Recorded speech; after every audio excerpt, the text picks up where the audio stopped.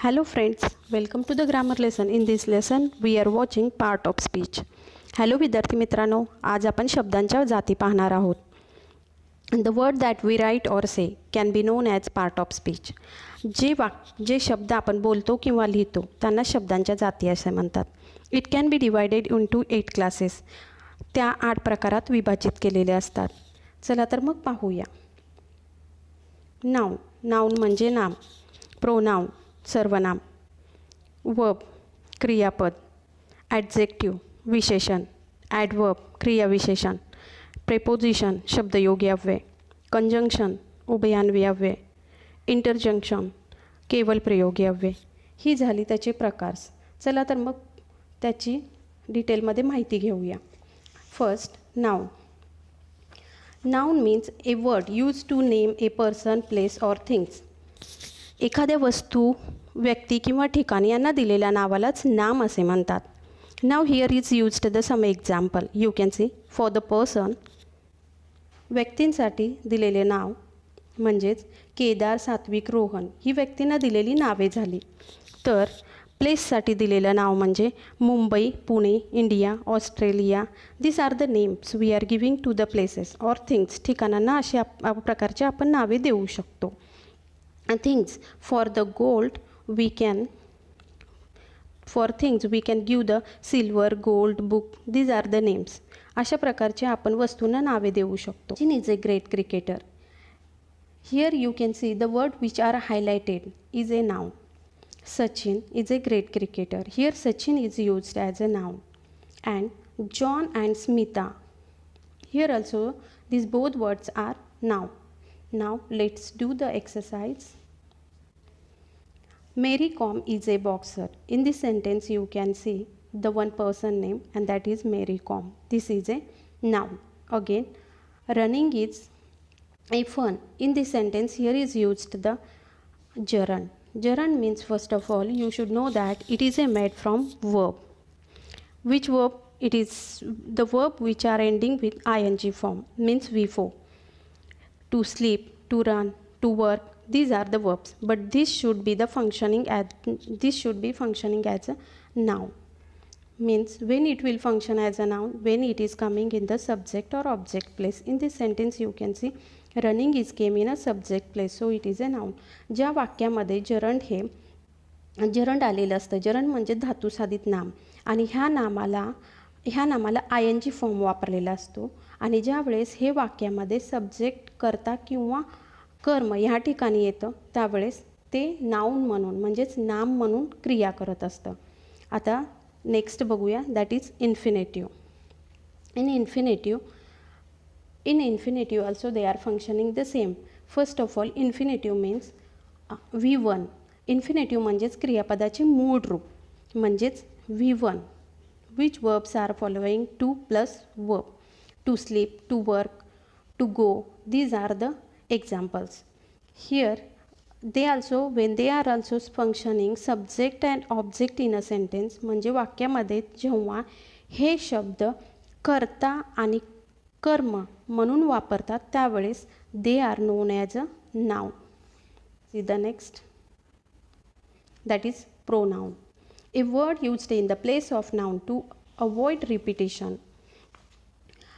नामाऐवजी वापरल्या जाणाऱ्या शब्दालाच सर्वनाम असे म्हणतात. ज्या वेळेस आपण एखादा शब्द अनेक वेळा वापरण्याचे टाळण्यासाठी अशा प्रकारच्या सर्वनामांचा उपयोग करत असतो. त्याचं उत्तम उदाहरण म्हणजे निबंध लेखन किंवा लेख. When we are writing essay, we never use Rohan is a good boy. Rohan is my best friend. Rohan likes to eat a mango. Instead of that, we will use Rohan is a good boy. He is my friend. He likes to eat a mango. Dislike. Now look these words. He, she, it, me, we, they. These are the words which are showing the pronoun. ह्या प्रकारच्या शब्दावरून आपल्याला सर्वनामांचा उल्लेख कळतो. आता आपण उदाहरण पाहूया. Hari is a clever boy. He is my friend.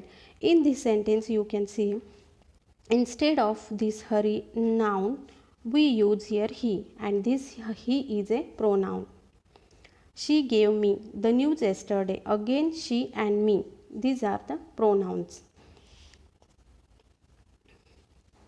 Let's do the exercise. I am hungry. Give me food. In this sentence you can see I and me. These are the pronouns. The next one, guess it. Yes, it, they and it. It is came for the book. Okay, they have a book. It is very interesting. What is interesting? A book. Instead of book they use it. It is a pronoun. And they also a pronoun. Let's go to the next type. That is verb. A word used to show that an action is taking place or to indicate the existence of state or condition. वाक्यातील क्रियादर्शक शब्दास क्रियापद म्हणतात. म्हणजे कर्त्याकडून जी क्रिया केली जाते ती ज्या शब्दातून प्रकट होते त्यालाच क्रियापद असे म्हणतात. क्रियापदाचे दोन प्रकार पडतात, main verb and auxiliary verb. Main verb means which verbs we can divide as a V1, V2, V3 and V4. V1, V2, V3 and V4 means present tense, past tense, past participle and present continuous. Went, gone and going. These are the examples. Helping verb means am, is, are, may, might, was, have. These are the examples. Let me give an example to make it clear. चला तर मग आपण उदाहरण पाहूया की ज्याद्वारे तुम्हाला क्रियापद समजायला मदत होईल. The word which are highlighted here is a verb. Means goes, reads, is a verb. Read first sentence. See here. He goes to the college. In this sentence, goes is showing the action done by he. So it is a verb. He reads storybook whenever she is free. When she is free, that time she is reading the book. Means the action is reading and is. These two words, ह्या दोन शब्दातून तिची action कळून येते, तिची क्रिया कळते, त्यामुळे हे क्रियापद झाले. चला तर मग एक्सरसाइज करूया. He is working in the garden. Can you guess it? Correct. Is going. And next sentence, he draws a picture. Draws. Let's go to the next type. That is adjective. A word that describes a noun or pronoun is known as adjective. नामाबद्दल किंवा सर्वनामाबद्दल विशेष माहिती सांगणाऱ्या शब्दालाच adjective असे म्हणतात. Let's see the example. Beautiful, good, heavy, to, etc. Let me give an example to make it clear. Now see here sentence. The old man had 4 dogs. In this sentence, about the man and dog, you are getting more information from highlighted word, that is old and 4. These are the adjective. ह्या वाक्यामध्ये the old man had 4 dog. ह्या वाक्यामध्ये त्या माणसाकडे 4 कुत्री आहेत. पण तो माणूस कसा आहे? ओल्ड. तो यंग आहे का? नाही, तो ओल्ड. ओल्ड ही त्या माणसाची विशेषता झाली, म्हणून त्याला ॲडजेक्टिव्ह म्हणतात. त्याच्याकडे किती कुत्रे आहेत? 4. 4 ही त्याची विशेषता सांगतं, म्हणून ते ॲडजेक्टिव्ह आहे. He is a tall boy. तो माणूस, तो मुलगा कसा आहे? टॉल आहे. You can say this is also the adjective. Instead of tall you can add here any word. Short, big. He is a short boy. He is a big boy. these are the adjectives we can place for the noun. And even I will note here the article also functioning as a adjective in the sentences, and that we will see the later. Now let's do the exercise. Butterfly has beautiful color. Butterfly has beautiful color. In this sentence, what is the adjective? Beautiful. Tania has very long hair.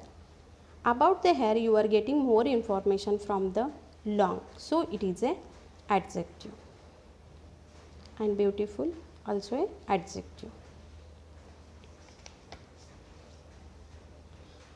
Now I am giving one exercise to you to solve it. Here is given a one word, fast. You have to do it. You can use this word as a part of speech in your sentence. या शब्दापासून तुम्हाला वाक्य बनवायचे आहे की ज्यामध्ये तो शब्द नाउन, वर्ब किंवा ॲडजेक्टिव्ह असला पाहिजे, म्हणजे त्याचा शब्दांच्या जाती म्हणून तुम्हाला उपयोग करायचा आहे. Okay, and I will give this answer in the next section. For remaining 4 part of speech, please watch my next video. If you like my video, please subscribe by clicking on bell icon. Thank you for watching the video. Bye bye.